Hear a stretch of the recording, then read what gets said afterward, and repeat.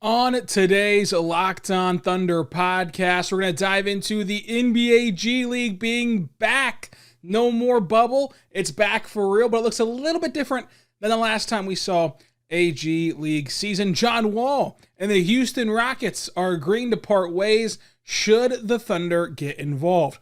Also, we are getting closer and closer to the start of the NBA season, which means Vegas has put out their odds for opening night, their over-under win totals, chances to make the playoffs, and their award picks. We're going to dive into all of that and more on today's Locked On Thunder, coming up right now. You are Locked On Thunder, your daily Oklahoma City Thunder podcast. Part of the Locked On Podcast Network, your team every day.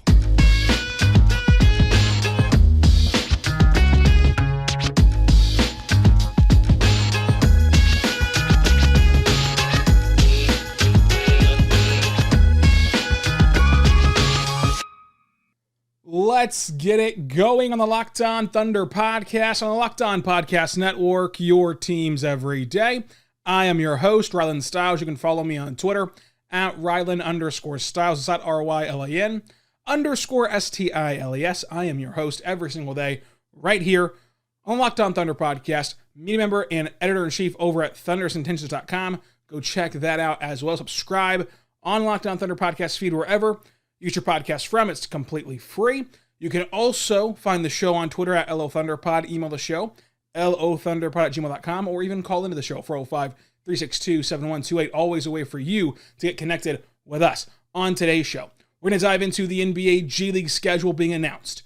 John Wall's saga in Houston and the Vegas lines for the Thunder this season are already out. Today's show is brought to you by Locked On NBA Fridays. On Fridays, on the Locked On NBA podcast, Nick Angstead of Locked On Mavericks, Adam Mares of Locked On Nuggets, and also heard on the Low Post podcast, Power Rank the week that was in the NBA. Follow the Locked On NBA podcast wherever you get your podcast from, including YouTube, the Odyssey app, Apple, Spotify, and anywhere else you find your podcasts. Let's get into the biggest news of the day. That's that the G League is back. So celebrations are breaking out everywhere because we finally have a true G League season again. This will look a bit different, though. Number one, the league has added a new franchise. Now, it's a Mexico City franchise that will play in the U.S. this year, but next year, hopefully, if everything goes according to plan with the pandemic, we'll be back in Mexico City, and we'll have an international team in the G League. Also, this will be a full season with no bubble, so they're going to be traveling around, playing every city that holds a G League team, and having a ton of fun. The schedule, though, while it's a complete schedule, looks a bit different. It'll be broken up into two segments. The first segment will come before Christmas. Let's just use Christmas as a general barometer. Before December, in December. And that will be a lead into what's going to be called the Showcase Cup. You'll play teams back-to-back pretty much. Like you'll play, for example, Salt Lake City on like a Friday and then a Sunday, for example. So you'll get that kind of group together pairings of games leading into that December showcase. So it'll be about 14 games before the showcase. Then you have the showcase itself, and then you start the regular season. So this will go from November to December for the showcase, and then at the end of December into April for the actual G League season and G League playoffs. Now, the G League Ignite team is back. Brand new coach, brand new group of prospects. It's all back. They will be participating, but they'll only play in the 14 games prior to the Cup. They'll also play in the Cup itself, but after the Cup is over, the Ignite team will no longer be playing games in the G League. So that's something to look forward to there as well, to see the G League in action, the G League Ignite team in action. They will be playing in Oklahoma City twice on December 3rd and December 5th. The Blue remain the affiliate for the Thunder, the OKC Blue. They will play their games. This is an interesting topic here to me. They'll play their games in the Paycom Center because, of course, the Cox Convention Center has been converted into a studio, so it's no more, and the Thunder elect to keep their G League team in Oklahoma City still. I think that this is a great move for the organization, for the Thunder and the Blue. Number one, the Thunder like to legitimize their G League team. Like they like to feel a part of a group, so to say. They like to make it uniform. They like to combine the two and not alienate a group of players that are in your organization. Whereas you see other teams sometimes not even have their G League team in the same state. And that creates a ton of problems, and it can lead to feeling as though, hey, if I get sent to the G League, I'm truly alienated. I'm truly demoted. Whereas if you're playing in the same exact building, the same exact city, you feel like, hey, you know what? I'm just getting some extra work in, and we back up here in just a little bit.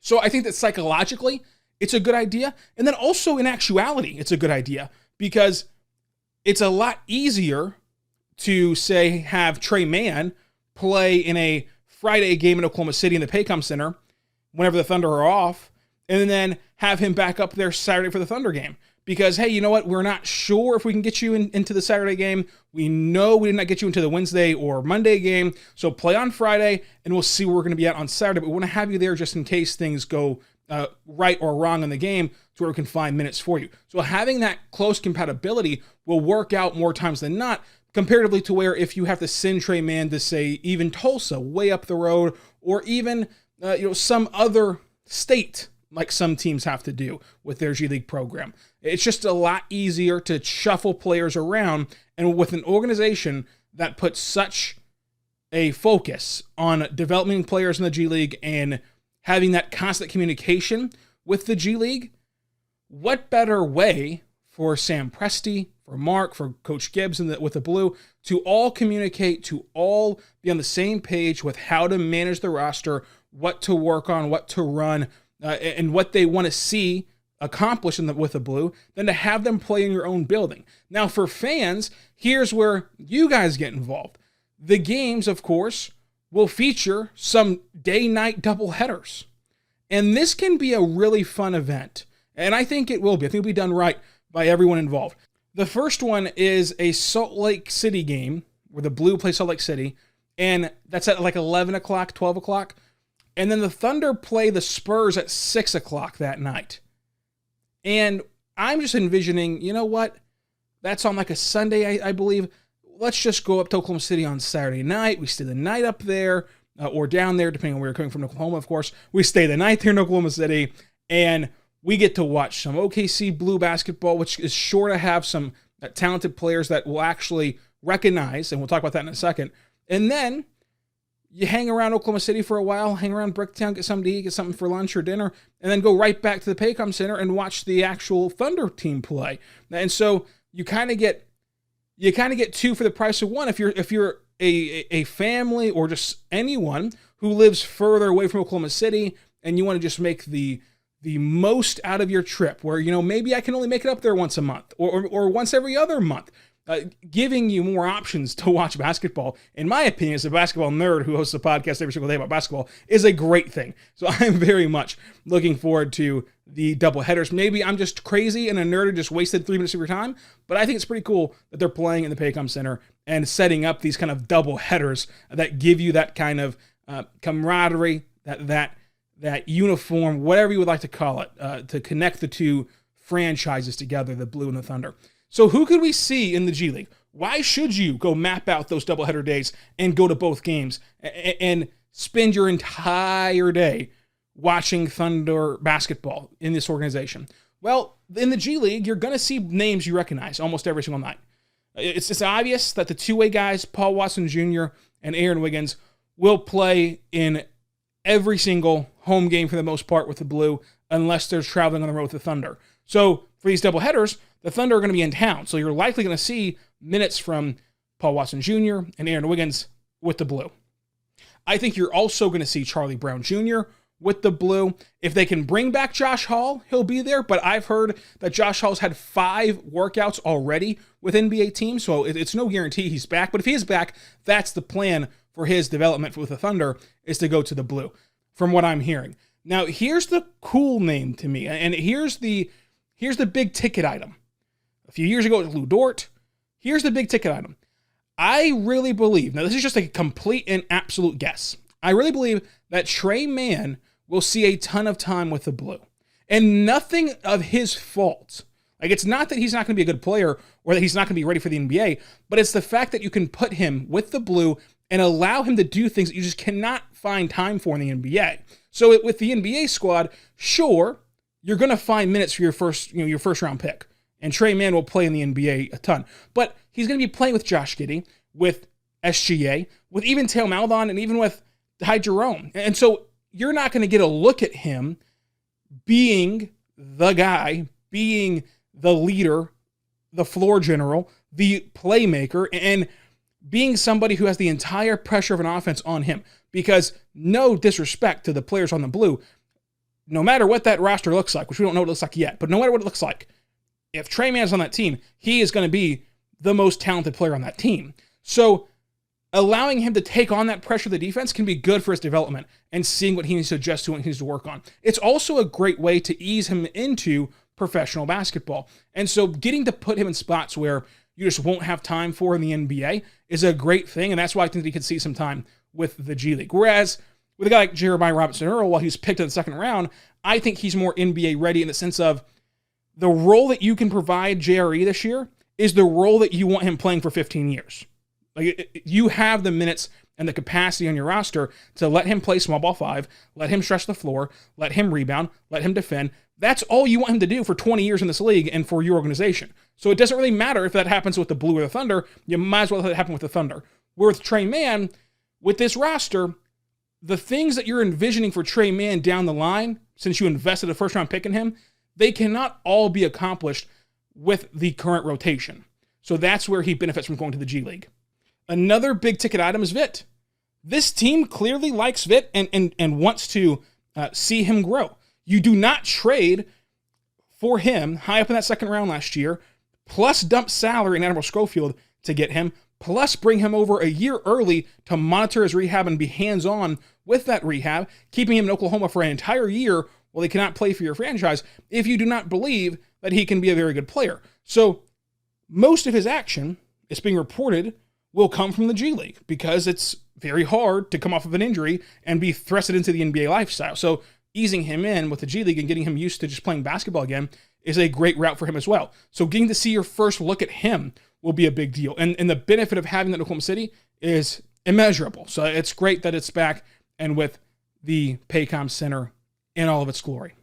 Coming up, we'll talk more about the G League and also John Wall and the Vegas over-unders for this season. But first, I want to tell you right now about our good friends over at Built Bar. Built Bar is a fantastic protein bar that tastes just like a candy bar. Go to BuiltBar.com, use promo code LOCK15, get 15% off of your next order. It is incredible what Built Bar tastes like. It's a candy bar. It tastes like one, but it's actually a protein bar, and it can truly fool people if you do not give them that advice ahead of time that it's a protein bar. It tastes extremely like a candy bar with that 100% chocolate on the outside. They have amazing flavors: coconut, cherry barcia, raspberry, mint brownie, double chocolate brownie, salted caramel, strawberry, orange, cookies and cream, German chocolate. I love cookies and cream. You should try out cookies and cream. If you do not want to take my recommendation, or simply if all these flavors sound wonderful to you, which they should, try out the mixed box. That box gives you 2 of every flavor. You try them all out and then reorder the flavor you love the most. Try it out today. Most bars have 17 grams of protein, 130 calories, and 4 grams of net carbs and 4 grams of sugar. It's the official protein bar of the U.S. track and field team. BuiltBar.com, promo code LOCK15, 15% off of your next order. Also want to tell you right now about our good friends over at Sweatblock. Listen, Sweatblock is a lifesaver. It's doctor created, doctor recommended. Works up to 7 days per use. Dry shirts guaranteed. If Sweatblock doesn't keep you dry, you get your money back. It is featured and tested on the Rachel Ray Show by firefighters.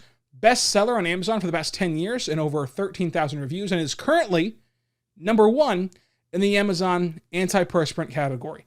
It's manufactured in the USA, and it's perfect for you because you, like me, sweat a ton. I sweat a ton. And if you're from Oklahoma and you're around this Oklahoma heat, you know it's no joke. Even on September 17th, the year of our Lord 2021, you'll walk outside today, 90 degrees, 91 degrees, 93 degrees, even going to hit 94 degrees. And that is not weather that's conducive to things like a white shirt even, or a gray shirt. It'll make you pit out a bit with this Oklahoma heat, but not anymore. Not if you get Sweatblock. So get Sweatblock today by going to sweatblock.com, using code LOCKEDON, 20% off at sweatblock.com, at Amazon, or also CVS as well. So you can get this a multitude of ways. Sweatblock.com, promo code LOCKEDON, 20% off. It's a wonderful, wonderful product that I desperately need, and I'm glad that it's now in our lives. So at block.com, promo code LOCKEDON, 20% off. So wrapping up the G League coverage so far this year, again, it's important that it's back, especially for an organization that treats the G League with such importance and values the development and the amount you can accomplish with the G League. It's a great thing. And so being able to stash players there, even for just a quick day, a quick Friday stint back to the NBA on Saturday, is a great thing. And it's a lot easier to shuffle players around whenever you have the same city for each team, and also you have this schedule that you're going to have for the start of the season where you're playing in the same location 2 straight games. So Oklahoma City will play Salt Lake City, for example, again, Friday, Sunday. So being there for sure 2 straight days is a big deal as well.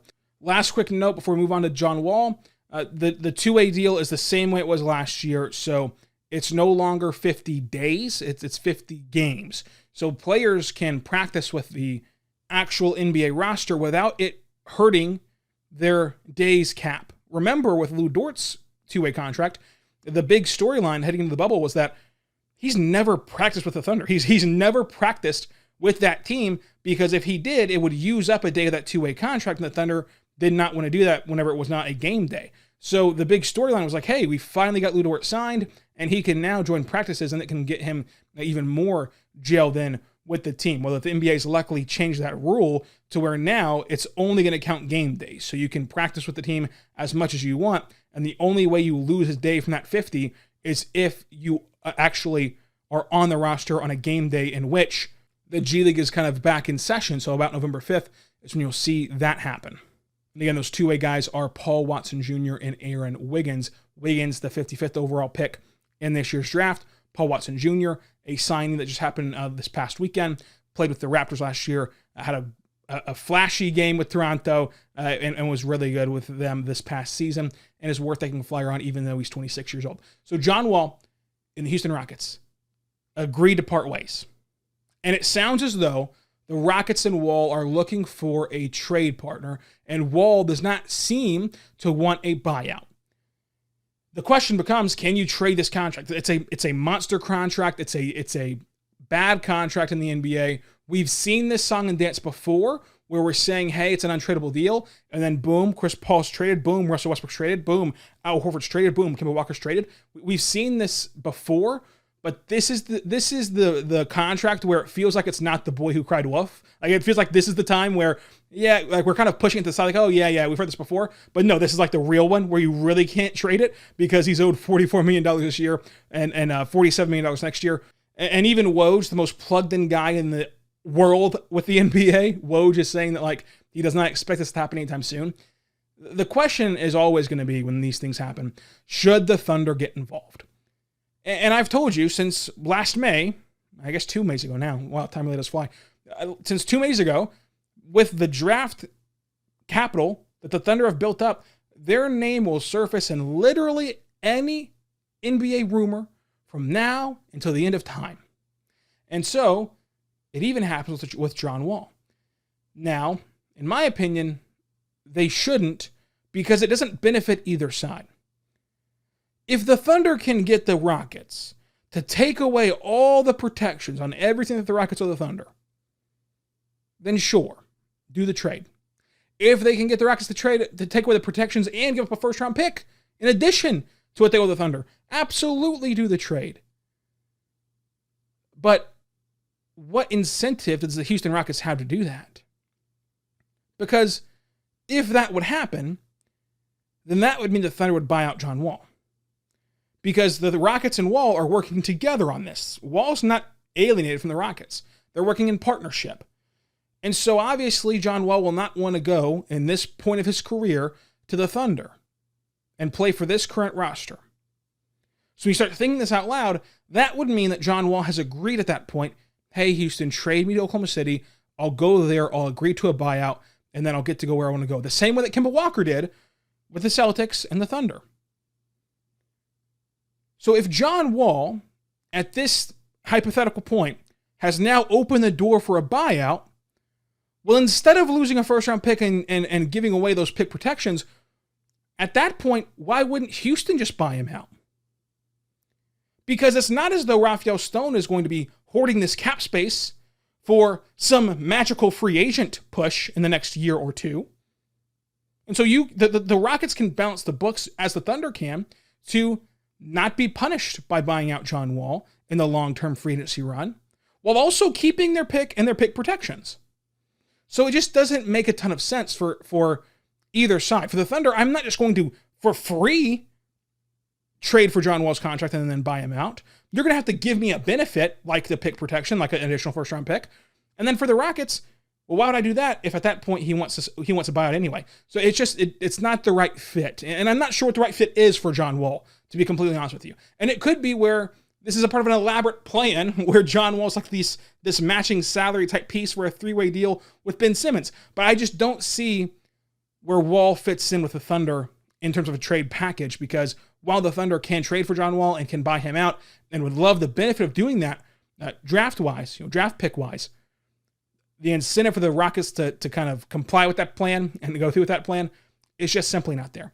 Coming up, we'll talk about where Vegas has the Thunder for opening night, for awards, for the postseason, for over-under win totals, and so much more, all from the Vegas front of this NBA season. But first, I want to tell you right now, but our good friends over at rockauto.com. Rockauto.com is a family-owned business serving you auto parts online for 20 years. That's right, folks.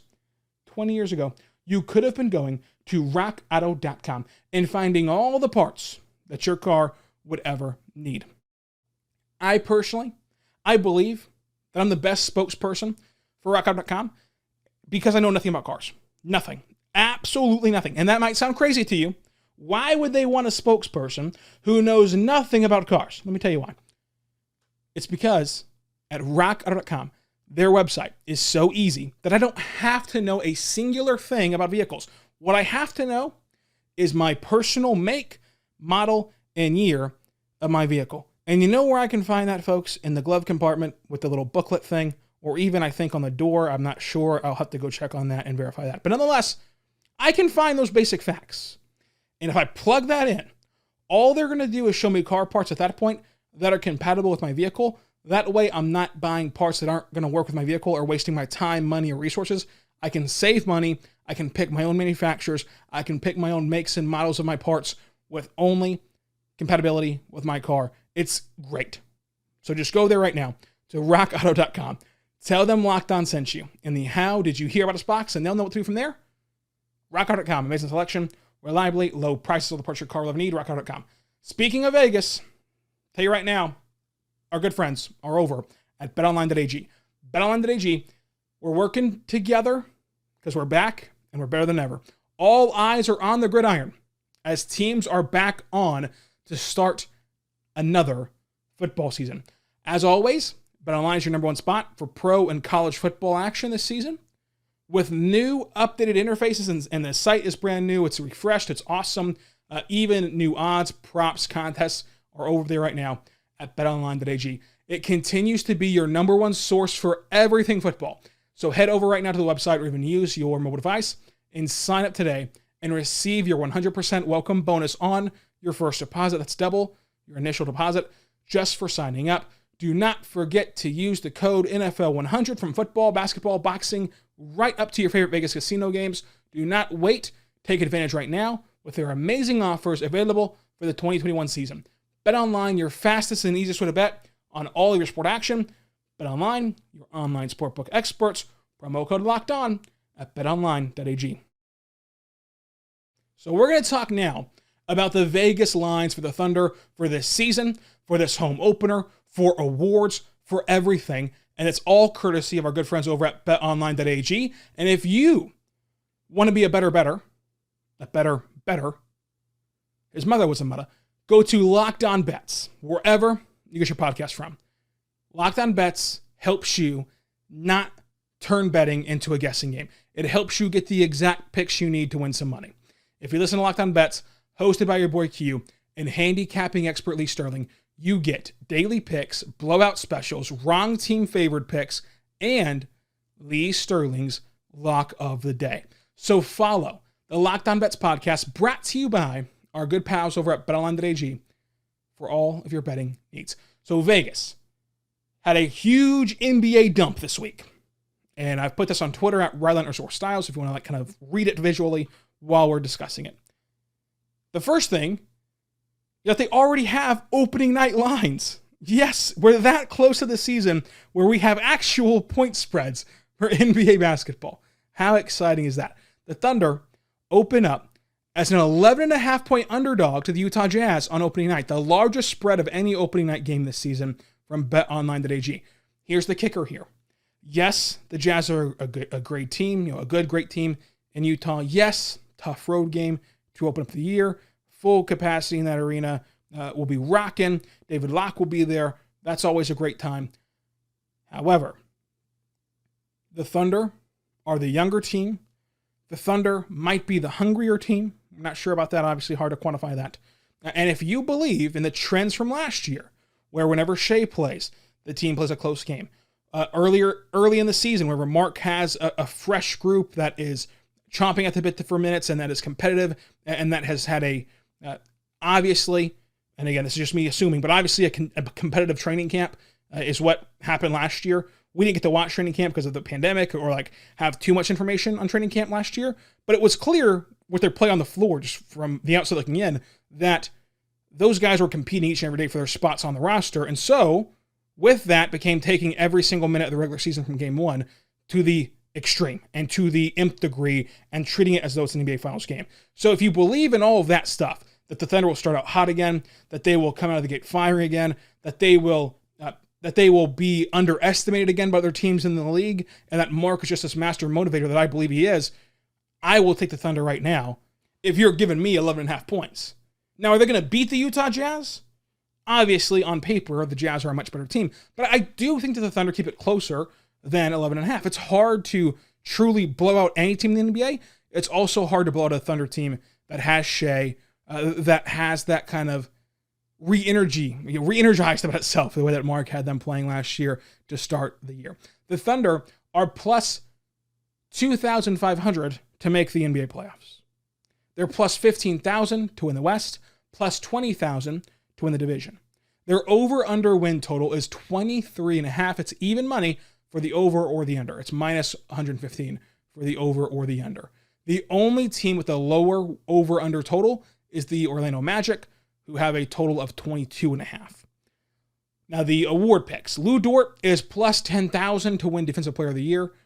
This is not a bet that I would make personally. It's obvious that the voters have a bias against guards with this award. I hope that we'll see that change this year. We started to change that narrative last year in the playoffs. You got that kind of buzz around, hey, maybe we should give this award to more perimeter players sometimes. That's changing in a good way for Lou Dort, but I still don't think that we're there yet, that you can win this award while on a team projected to not be very good wins and loss-wise. SGA is the favorite to win Most Improved Player at plus 1,000, tied with Michael Porter Jr. The reason why I would advise you not to bet on SGA. Number one, you're not getting great value at plus 1,000. Number two, though, when you're thinking about who has a vote on the Most Improved Player award and all these awards, we like to live in this utopic world where whoever has a vote takes their vote extremely seriously the way that you or I would, where they're watching every game, they're tracking every stat, they're trying to make the best decision, they're really getting down to the nitty-gritty, splitting hairs, splitting the atom, they're trying their best. In reality, most awards, you've made up your mind by December, kind of kick around the narrative past whatever All-Star break happens and past the rest of the season, and you vote that way. Or you vote simply on box score, especially for an award like Most Improved Player.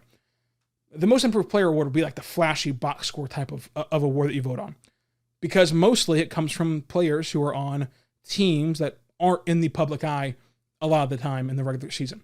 So my thing is with this, you're not getting good odds, and also I think SGA is a superstar. I think he's an all-star. I think he's a guy who can lead this franchise for a long time, the max extension, all that great stuff. I think it's also unfair, though, to hold SGA to the standard of last year in terms of this specific season. Now, I think that last year was not a fluke. I think that SGA can be a player who puts up 23 points per game, 6 assists per game, 5 rebounds per game, and does it on great efficiency. 50% from the floor, 41% from deep, and then also shooting at the line, 80%. The thing is, though, with this specific roster construction, where he's the only true offensive proven option, where you're going to be able to focus on him from the word go, if he takes a efficiency dip this year, I will not be surprised or hold that against him. The voters will, though.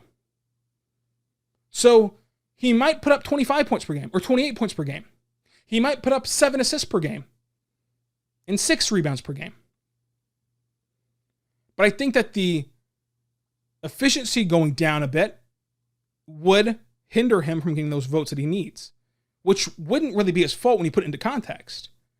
And I think that when this team is flushed out and it's built with the mature offensive proven weapons that you want around Shai in the future, that we'll see that efficiency immediately jump back up. And I'm not saying it's going to for sure dip back down or dip down at all. It could be even better, where maybe SGA just comes out on a tear and he continues to shoot 50% from the floor. He goes up to like 42% from three and even shoots 90% from the free throw line. He's in the 50-40-90 club. Maybe that's the case this year. But I'm saying it's not out of the realm of possibility that he takes a small step back efficiency-wise because of the players around him and the focus point of him being the number one option on the team with no real clear-cut secondary option yet as a scorer.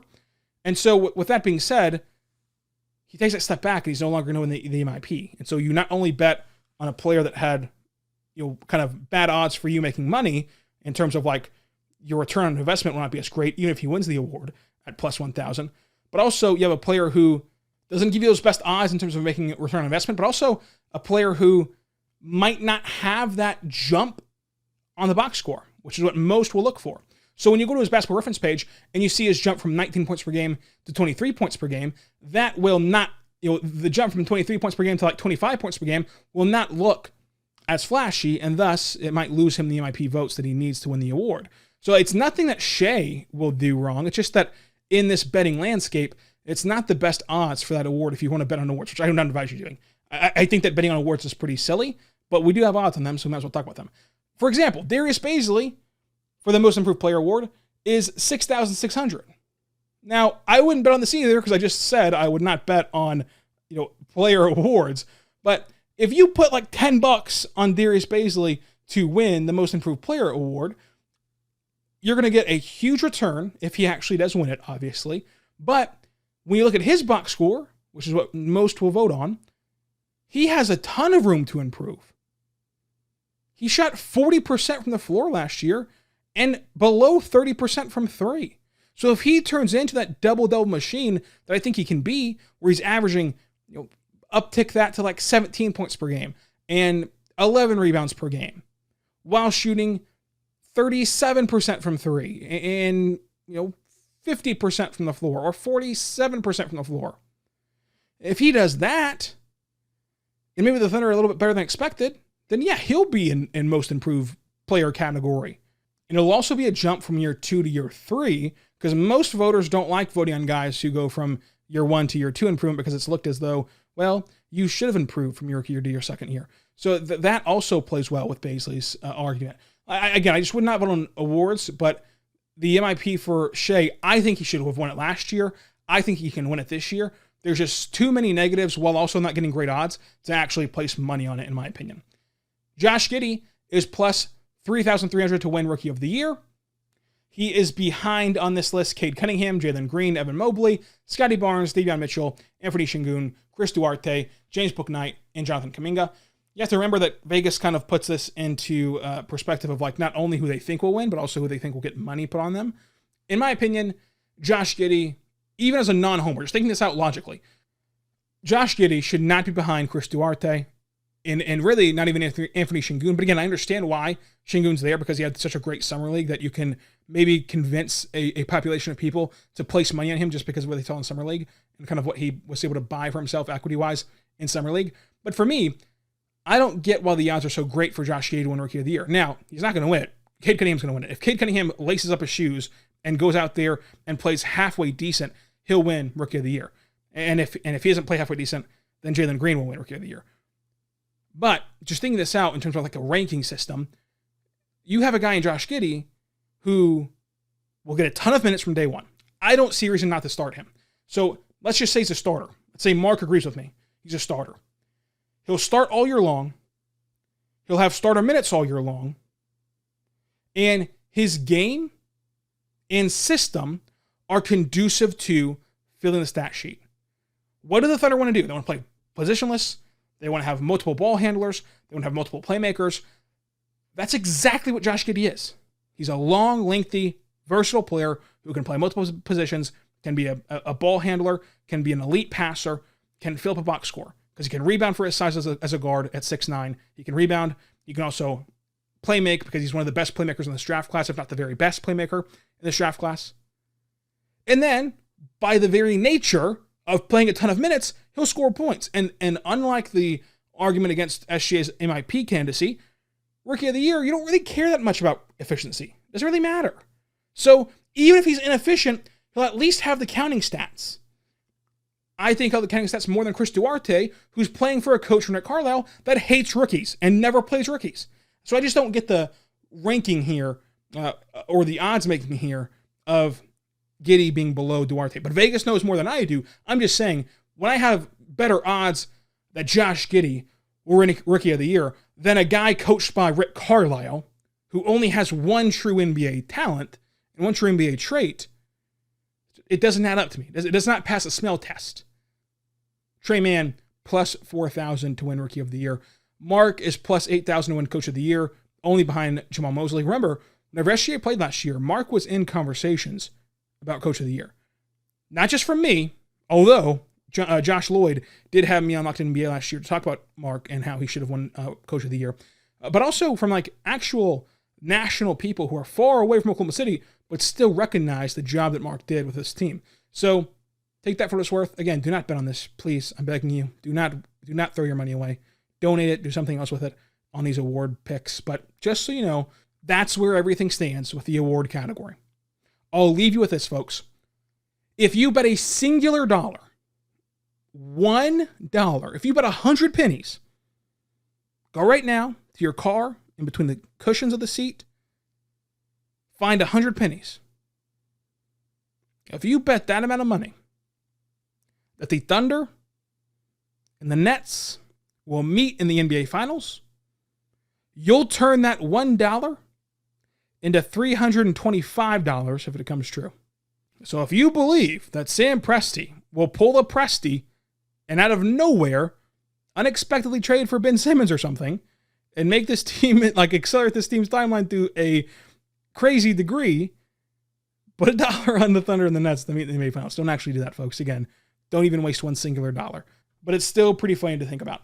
Nonetheless, that's your show for today. That's 5 shows this week. We'll be back next week, because next week, folks, that's the last week without the Thunder participating in training camp, without the Thunder playing basketball somewhere. Now, yes, it'll be in the practice facility for a few weeks before we actually get to see them, but still, they'll be playing basketball and doing things on a basketball floor, which means we're very close.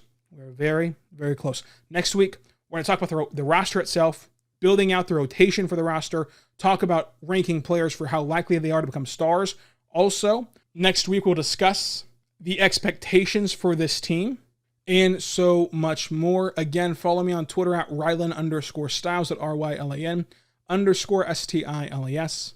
Subscribe to Locked On Thunder anywhere you get your podcast from. It's totally free, so go ahead and hit that subscribe button so you never miss an episode. Until next time, be good, and be good to one another.